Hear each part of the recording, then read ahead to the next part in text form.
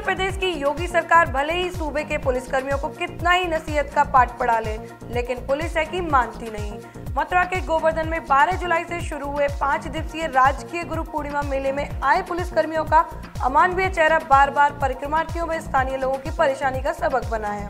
Duty में लगे पुलिसकर्मी IG Agra zone A Satish Ganesh के विनम्रता के साथ ड्यूटी देने के नसीहत के पाठ को बिसराकर अपनी अमानवीय कार्यशैली का प्रदर्शन कर ही दे रहे हैं। वो रिक्शा वाला जा रहा था, बाबा को मारने लगा। कौन? कोई पुलिस वाला नहीं, नाम तो नहीं देख। कितना मारा उसने? डंडे 5-7 डंडे मार दिए पीठ। रिक्शे वाले में? रिक्शे वाले में। दूसरा आया, दूसरे मार दिए। आप लोगों ने कुछ कहा नहीं उससे? पुलिस वाले थे, हम क्या कहते सर। वैसे डर जा इतना मार रहे थे।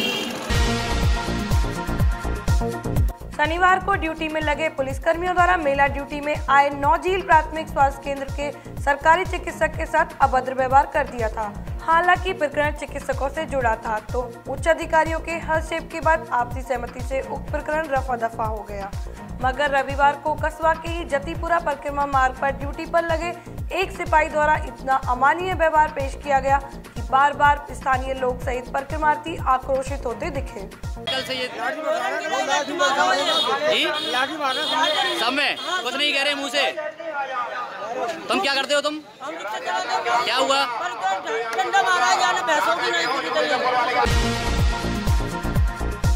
सिपाही का बेलगाम डंडा गरीब रिक्शा चालकों पर पशुओं की तरह बरसता रहा तथा रिक्शा चालक चोटिल होकर के मार खाकर श्रद्धालुओं को उतारकर भागते दिखे। यह वाकया भी उस समय का था जब दिन में धूप की वजह से परिक्रमार्थी श्रद्धालुओं की भीड़ ना के बराबर रहती है। हैवानियत का रूप लिए सिपाही रिक्शा चालक को देखकर ही इस कदर हैवानियत पर उतर आता था कि वह उससे कोई भी चेतावनी दिए बगैर ही डंडा प्रहार करने लगता। पुलिसकर्मी रिक्शा में बैठे ना तो बुजुर्ग और बच्चों को ही देख रहा था और ना ही किसी परेशान परिक्रमार्थी को ही देख रहा था, बस उसे तो डंडा बजाने से मतलब था।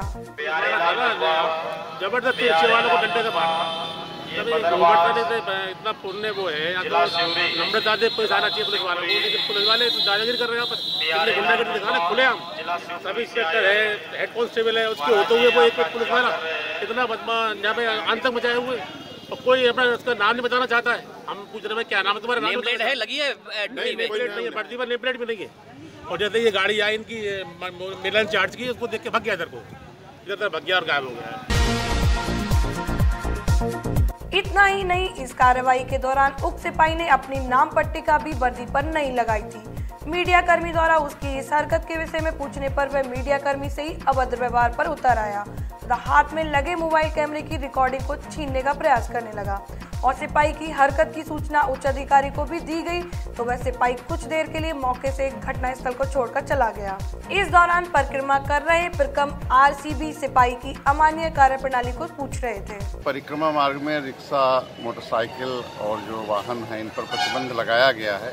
उसी के तहत मतलब ये कार्रवाई हो, आप जो बता रहे हैं, हम लोग इसको रोकने का प्रयास कर रहे हैं और कोई ज़बरदस्ती घुसने का प्रयास करता है तो टोका टाकी अवश्य की जाती है। लेकिन हमने सबको निर्देशित किया है, किसी भी श्रद्धालु या यहाँ पर जो भी अधिकारी लगे हैं वो श्रद्धालुओं के प्रति अच्छा व्यवहार करेंगे और किसी के साथ वो